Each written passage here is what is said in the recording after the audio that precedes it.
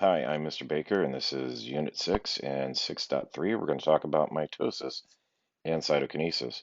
You need to know that mitosis is the process of dividing what's in the nucleus, and cytokinesis is dividing the cytoplasm. You need to remember the interphase because it's part of this, and that there is a G1, an S, and a G2. And don't forget that DNA replication occurs in S because it stands for synthesis, which means to build because you're building DNA. And don't forget all those crazy enzymes and leading, lagging, and Okazaki fragments.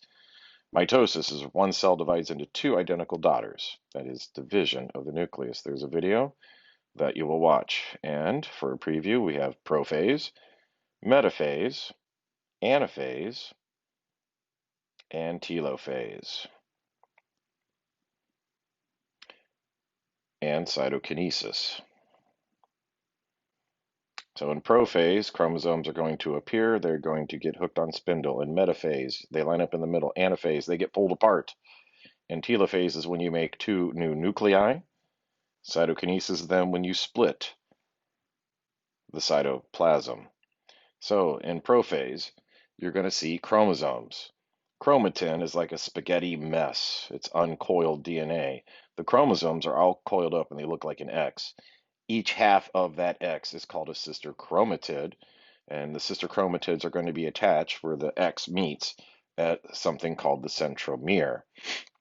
For example, you have short arms and long arms, depending upon where the centromere is located. And one side of that is called the sister chromatid, and the other side is the other sister chromatid. So you have two chromatids makes a chromosome. Prophase. These are the big things that happen. The centrioles move to either side. The spindle apparatus appears and hooks the chromosomes. You have centrioles, spindle fibers, and asters that are involved in this, and those are all part of that spindle thing. And the nucleus disappears. There are some pictures to show you, but we've watched videos. Big thing about metaphase, M for metaphase, M for middle, the chromosomes line up in the middle of the cell. Anaphase is when you're going to pull them apart. The chromosomes are split. Telophase is where you end up and you make two new nuclei where you only had one before. Another picture. And then you've got cytokinesis that's going to divide the cytoplasm. That results in two cells with what should be identical nuclei. In animal cells, you get a cleavage furrow. It's where the cell pinches in, and then you end up with what are called two daughter cells. In plants, it's different.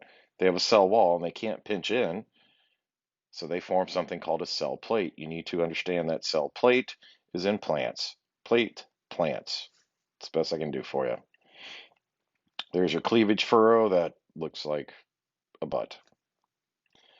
Here's a video on it, but we'll watch that in class.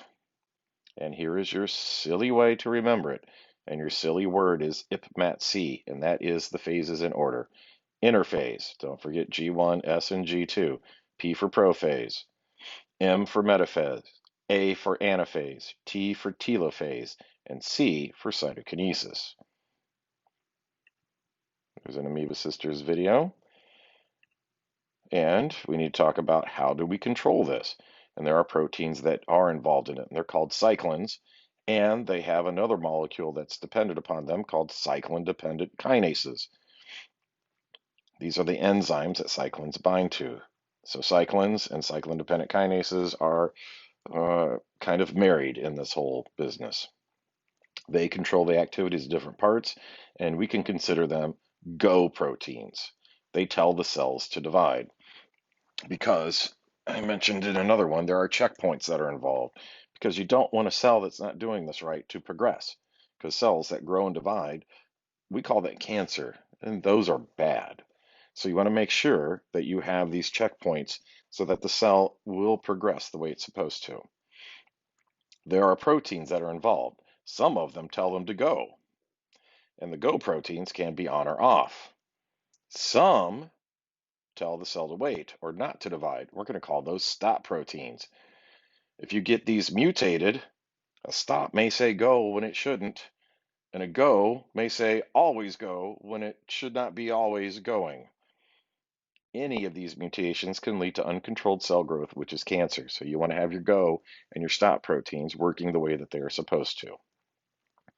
When those checkpoints fail, you can end up with cancer, and that's uncontrolled growth and division of cells. They spend less time in interphase, and they will grow and grow and grow, and they can kill organisms by crowding out the normal cells, which can stop the tissues from functioning properly. Well, what can cause these cells to grow out of control? Mutations. That's a change in the DNA. And it's really sensitive if you mutate one of the stop or go proteins, the cyclins and those CDKs. And you could have more than one change in DNA. And we actually do know that there are some go and stop proteins that have mutations, and you can find that these proteins are mutated in like 90% of certain cancers. And I think it's P53, it's called, that has a mutation in like 50% of all cancers in humans. Anything that can cause the DNA to change is called a carcinogen. These are substances that are known to cause cancer. Typically, they cause a mutation. Radiation, UV, too much sunlight can cause skin cancer. X-rays, long-term exposure to low dose of X-rays can cause cancer. While you put the lead vest on when you get your teeth X-rayed. Asbestos, which we are finally moving out, and use of tobacco can also cause cancer. Now we're getting into cancer genetics, which is an individual inherits one or more changes in DNA from their parents, which gives you a higher risk of cancer. It doesn't guarantee that you will get because environment plays a huge role. We know some of these genes. There are BRCAs, which is tied in with breast cancer, and there's one called KRAS, which is tied to colorectal cancer. If a cell starts to go rogue, there are safeguards. One of them is this process called apoptosis or apoptosis.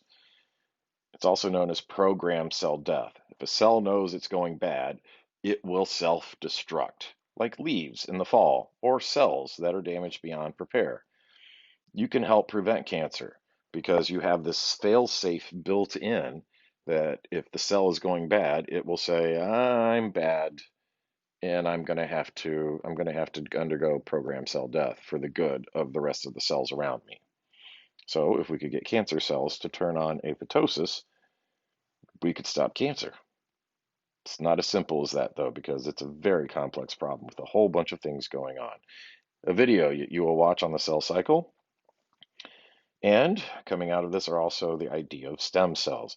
These are unspecialized cells that can develop into specialized cells under the right conditions. They come in two forms: embryonic, which would be harvested from an embryo, and adult, which can be harvested from adults. There is a great controversy about doing this because embryonic cells have to be obviously harvested from embryos, and that can be problematic and some moral and ethical issues. However, the adult ones do not face the same moral or ethical questions because you take them out of consenting adults who say, go ahead and pull some cells and see if you can find stem cells and experiment on them. There is some new technology, and we hope to be able to use stem cells to help repair. Wouldn't it be great if we could take a stem cell and induce nerves to grow and repair nerve damage, like if a spinal cord gets damaged? That would be fantastic. So some of you get on that. That takes us to the quiz where you need to know the things about mitosis and cytokinesis. Study hard, and we will see you next time.